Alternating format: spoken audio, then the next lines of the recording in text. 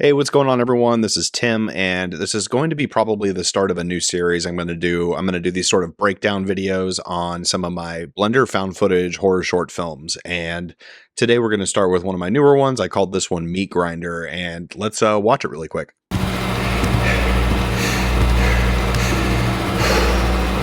man, this place is disgusting. Oh god.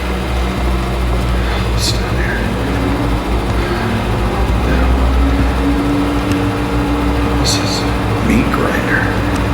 What the hell?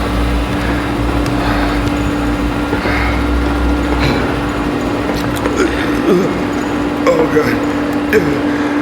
Oh, what is that?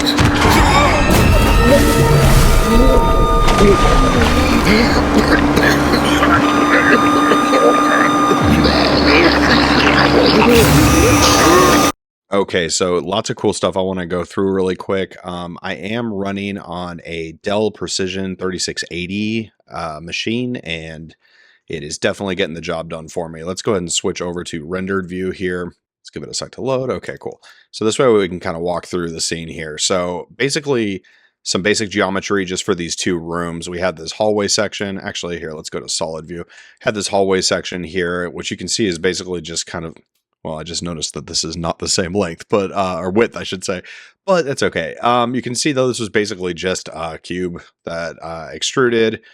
Just did some basic geometry. I knew I wanted to have a hallway, and I just wanted this to lead to this giant room that's going to have this pit in it. So basically just started with a cube and went ahead and extruded that upwards, outwards. And we also have, let's turn X-ray off, also have some baseboards here that are just built into the geometry. Just made some loop cuts and then beveled the edges here, and that goes around the entire place here.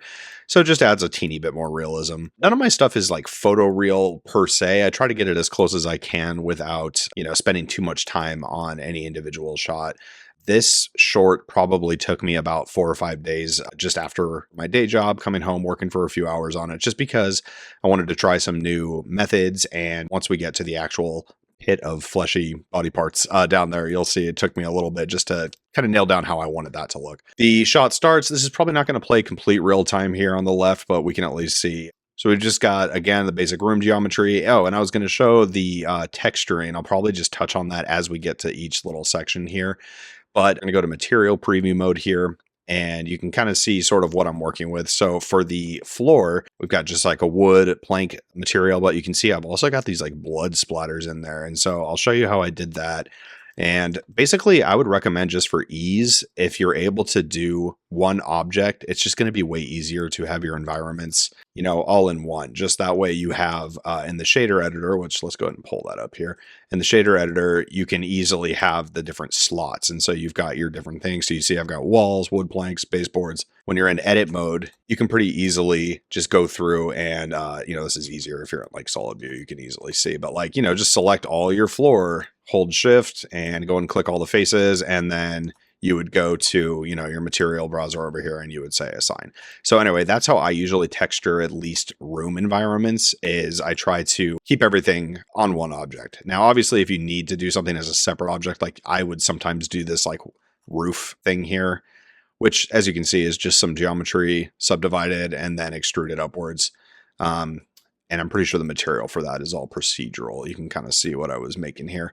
But the wood planks, I believe, are a photo texture I got a while back. But in order to get the blood mixture in here, because if it's a Tim Buell video, there's going to be blood mixed in. So you can see we got some like darkness under the baseboards here. That's mixing in an ambient occlusion node, and we're running that through a noise texture to kind of get this broken up darkness. It obviously looks a little bit better in the camera view and the render. You just got these nice dark areas. These little splatters that you can see here are just a mixed color running through with multiply setting. But look, we're just mixing in this dark red. And when you're doing a mix with like multiply or something, you always want the factor to be all the way over to 1, because that's just ensuring you get the maximum input from your B input here. So in this case, our blood. And multiply, if you come from the world of video or VFX, multiply means white or light areas are going to be keyed out. So real easy if you're doing something dark. And for the pattern generation, we're just running that through noise texture. This is literally my most used node, is noise texture because, yeah, you can animate it in here, but then you've also got all your different options for different types of noise here. So this is something that I probably do mix in most of the time if I know there's going to be a lot of like viscera all over the scene. So anyway, then just the boxes here are, this is an asset I grabbed a while ago, but you can see we have a similar effect going on here, mixing in with multiply, more noise texture. This time it's just like some kind of dark grit.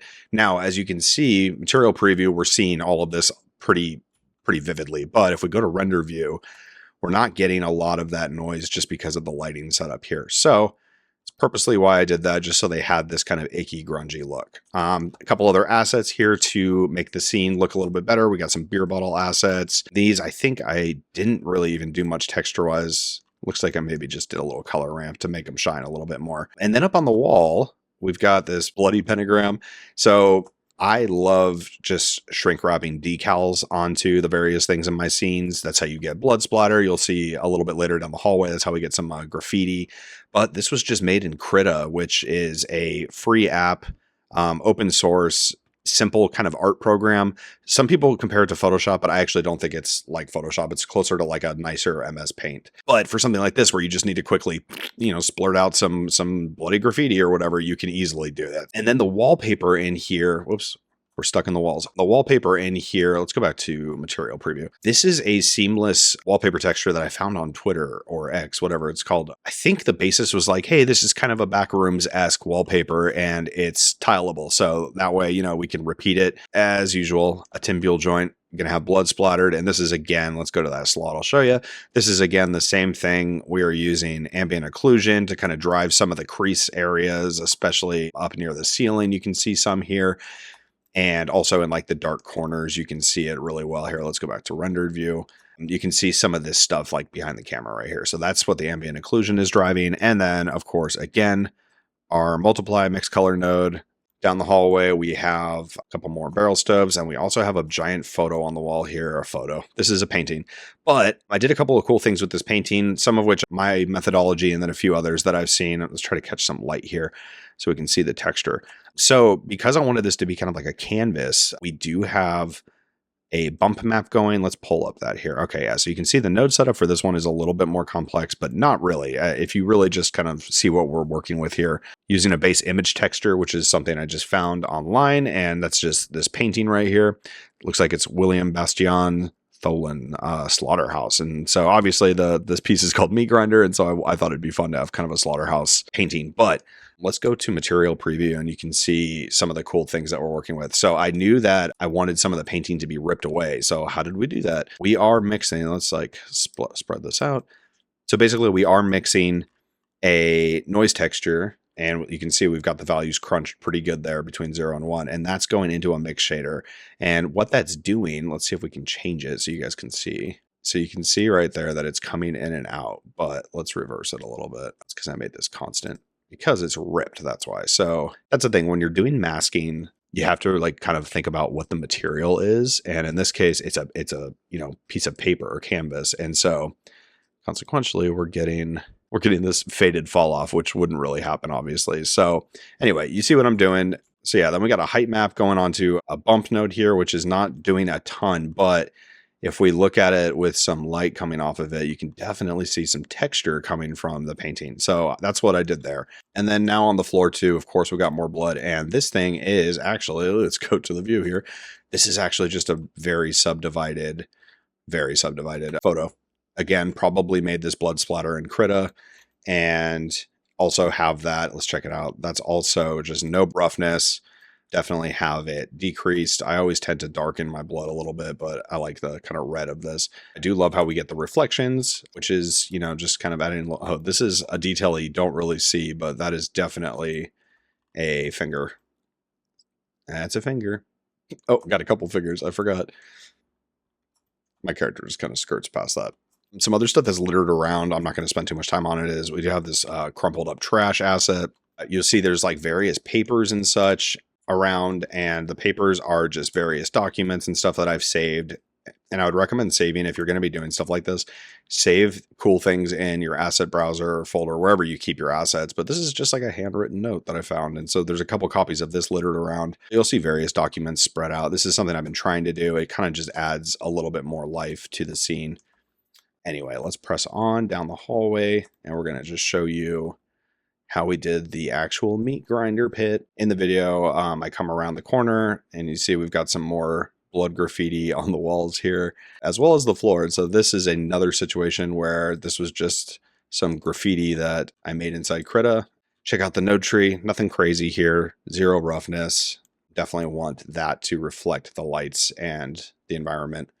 And then we have a little bit of bump just to give it, let's see if we can get real close, to give it a little bit of, I don't know, I would call this like kind of a stucco-y finish, but I figured because it was on the wallpaper, it would actually make sense that it had a little bit of texture. A few other just like simple assets here. The actual meat grinder graffiti, you guessed it. It's also just a subdivided plane. No roughness. You can see we're getting these nice light highlights coming through, reflections from the gloss. And so, yeah, that's obviously just telling whoever's walking down this hallway that you're headed for the meat grinder. Then once we get to the actual pit here, I'm gonna probably have to turn off these guides just so we can see. Yeah, there we go.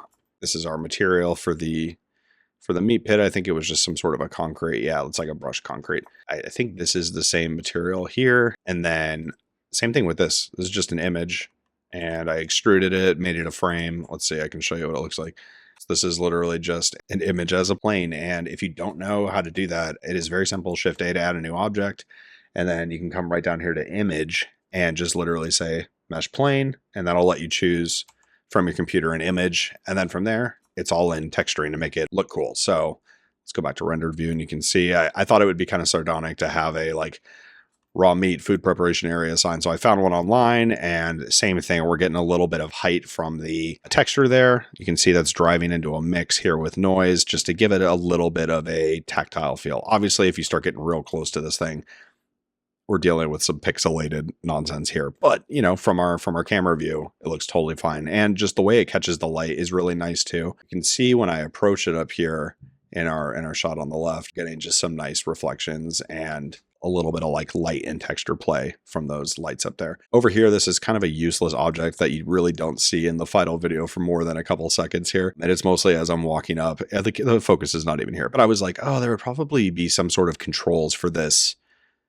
giant meat grinder, this organ grinder down here. And so this is literally just some very simple geometry. You can see it's probably just a lot of cubes. It looks like there's a lot going on, but tons of this is just subdivide, select all, inset, extrude, along normals. But I knew I wanted to have some sort of a, gearbox here. And then these are the actual like levers. These guys look real silly. Very simple, just kind of a yellow, grippy, rubbery thing. And as you can see, these kind of just don't go anywhere. But again, I knew it was going to be such a brief moment in the short. And then the screen here, again, something I spent too much time on. This is just another asset, but you can see we've got some fun splotchy roughness breakup in here, as if, blood, guts, viscera is splashed up on this screen and no one's bothered to clean it. We can actually take a look at what's driving that. Let's see, grinder display. So this is literally just a display image. And for the roughness, we're using a lens dirt image. And if we look at that really quick, you can see that's what that looks like. So don't be scared to use images. This is another thing that Ian Hubert really instilled in me I would definitely recommend joining his Patreon if you haven't. Even if you can just do it for a couple months, you can get a wealth of knowledge on how to better use Blender. But using images, especially as textures, or in this case, just little displays and stuff and then this is running into the emission color as well, but we also have it just running into the base color. This does add just a really nice little detail, even though it's something that's barely in the shot. Anyway, enough about the little box. So the actual pit, let's check it out. So I had this idea. It's actually kind of inspired by the scene in the game Outlast, where there's a section where the character falls into a pit, not this big, not this gross, but a pit of human remains. So this is the material preview. This is what it looks like in here. And so basically, what do we got going on? We got a bunch of assets. You can see a lot of copy and pasted assets. We've got skulls and we've got all sorts of limbs and stuff. And then we've got this gelatinous, disgusting mass. Let's check out the texture for that. So we got the actual color coming from, and you can see we got some green here because this is animated. The color is coming from just a couple of different noise textures. Got a few different weird color options here. I kind of wanted to get these like rings and sort of pustule like, light parts and stuff. And obviously the roughness for this bad boy is mostly reflective, and we have a couple of spots of less reflective. But you know what? Blood and guts, viscera, very wet, very icky. So let's get in super quick to how I actually got this thing to look how I wanted it to. Now, if we go to the solid view, I'm going to do this so hopefully we can see it a little bit more in real time. So you can see we got this cool wave effect going on. You can see this a lot better in the final version, but when you're looking at this from above, the wave animation starts, and then, so we're going a little bit slower, but you can see how we're getting this. These objects are moving. Oh, my God, just fell in. These objects are kind of moving, and we also have this wave effect going on. And I knew that it was all going to be handheld. Obviously, it's my usual found footage style. So basically, how did I do this? This is a geometry nodes driven effect, and this is just a big plane. If we go, you can see it's subdivided, but not even that much. It's mostly just to give it a little bit more geometry to work with. And then if we go to our modifiers section here, we are using the wave modifier. And so basically, this does a wave. It takes a little bit of tweaking in the settings, especially here in the time section. But all you have to do then is let this play and basically kind of figure out what speed feels right for whatever the type of liquid is. I knew this was a viscous liquid, and so I kind of wanted it to move slowly, but I also figured there was some sort of a gross churning mechanism maybe below here. Let's talk about really quick, how did we get all these elements here? So if we go back to our scene start over here, you can see this was like my home base for the gore assets. So we've got a few different assets here. All of these, I believe I got for free off Sketchfab, and then I heavily modified them texture-wise. They've got this blood all over them, which again, we're going through a multiply to give it some nice, nasty blood. Same with the skull, and same with this, I think this is a kidney. And then we have a rib cage also. So the rib cage too, you can see basically everything has a little bit of flecking red on it, and that was just because it's going to be floating in a pool of viscera. So I'm going to hide this all really quick so we can actually take a look at this. Lit from above, I knew it was going to have this cylindrical sort of spinning light mechanism here. And if we watch it, it's just got this keyframed linear movement just to keep it rotating on the Z-axis there. And so in the actual final version, you can see it is just sort of, I don't know how clear this is going to be, but with all of the walls gone, it's a lot brighter. But you can see basically it's giving this nice movement of shadow over our pit of goo here. So basically then what the next task is to use geometry nodes to scatter this stuff so that I wasn't going to have to do manual instancing and putting stuff on here myself. And the way to do that is to just open up geometry nodes, and let's take a look. This is what I did.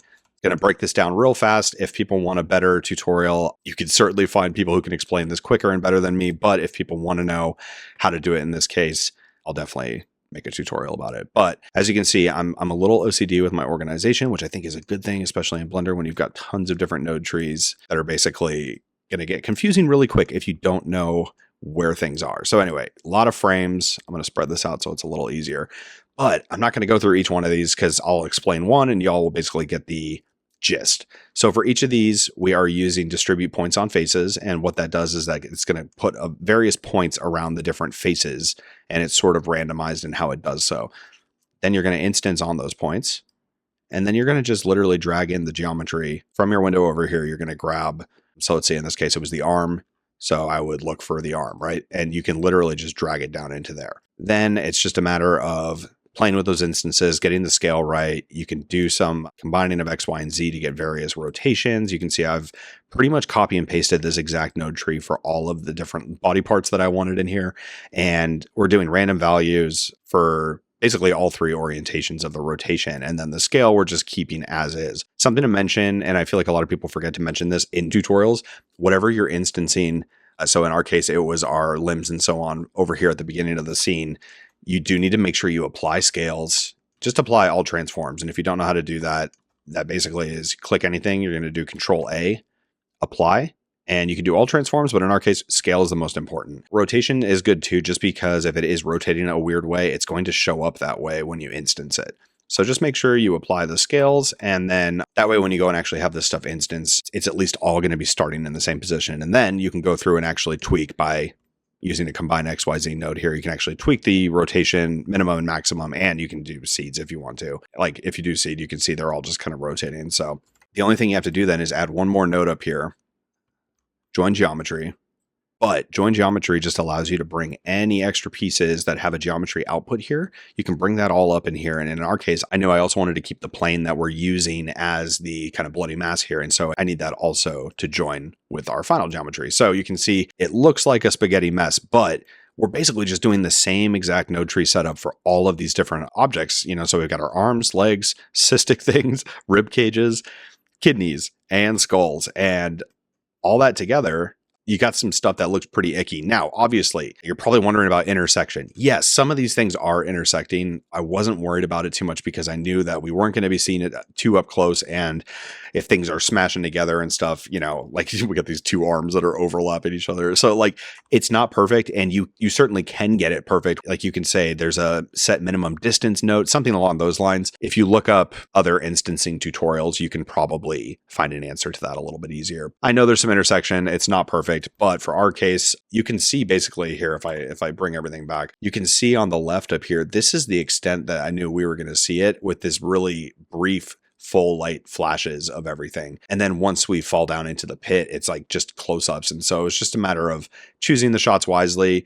And even when we turn to look at the incoming skeleton creature, you're still not getting that good of a detail. So the intersection stuff, yes, if you were doing like a more high scale production and you wanted your blood and guts to not be touching each other, yeah, you could certainly do that. It's just going to be a few more nodes in here. So for each of these frames, you're going to be doing, a little bit more node work, especially when it comes to the proximity of those objects. For our case, don't care. And I knew that that's how it was going to be from the get-go. So one last little note on this section here is I wanted the wave to make sure it was affecting our objects. And like, it is totally fine that some of them are clipping underneath the liquid and then coming back out. It's happening like slow enough where, again, I don't think people are going to see it. You can see this hand right here, especially, is kind of popping in and out. So there's two ways that we could kind of counteract this. I think the way I did it looks better, especially for our shot. But you can see that you notice that all of the limbs and stuff in general are floating atop the surface. So therefore our wave effect is driving them to move as well. You can change the stack order. So the wave is actually happening underneath geometry nodes. So the wave is impacting this geometry before all of our node tree setups, all of this spaghetti. So a way to get around that to make sure that they aren't going to clip in and out is just, sadly at the expense of the effect, put geometry nodes first. So now what we're getting is the wave moving over our objects. So that's totally a fine workaround. I don't know if it's saving you that much. If anything, they're just sinking in and out. If your liquid was maybe a little more translucent, yeah, this might actually look way cooler. But I knew that I wanted to have like stuff floating in here, and my guy obviously splashes in it. And so I wanted it to be driven, by the wave. So geometry nodes for this one, it went underneath. And you can just see the difference. You can see everything's moving with the wave as opposed to the wave moving around everything. So real quick, let's zoom out here and we're going to show the last couple bits of this effect and how I usually do monster appearances and anything that's a little bit more action oriented. So basically, I knew that I wanted my character's camera to walk up and basically get a look at this pit nice and slow. Again, pardon the frame rate. It's not going to go full speed here. And I get this sort of observance of this pit, and then I have this idea, hey, what if somebody runs up and shoves me, and therefore I go tumbling into this pit of goo. So the reason I love doing first person stuff is you can basically sell a lot of your movements with just some good animation. And so my only complaint about this, the final version, is I wish it was a little easier to see what is happening. Ignore our friend here. I'll explain to him in just a moment. But it's a little hard to see what's happening, but I do pretty much fall at an accurate sort of speed. You can see me falling right there. And here, if we go to wireframe in here, it'll probably play close to the actual speed. Whoa, that's even slower. We're getting so picture about double that frames per second. So I fall in. So let's check out the camera. What's going on? So basically, we've got object transformations. Let's just turn all of these on so we can see. So basically, we've got position moving, and then we've got rotation moving. And so I basically tried this a couple different ways. I'm just going to go through frame by frame, and you can see. So we're dropping and turning, and you can immediately see there's the guy standing there. This happens a little bit too fast in the final because of the motion blur, but it's fine. Like I just wanted him to be standing there in case a sharp-eyed viewer saw him. So I basically fall into the gook And let's go ahead and turn render view back on so we can check it out with textures. And there's a couple of different lighting things that are happening in here to basically help hide the fact that underneath this, there's nothing. It's just an empty, cube. And so the illusion, because this liquid is not that permeable, it's really acting as a surface.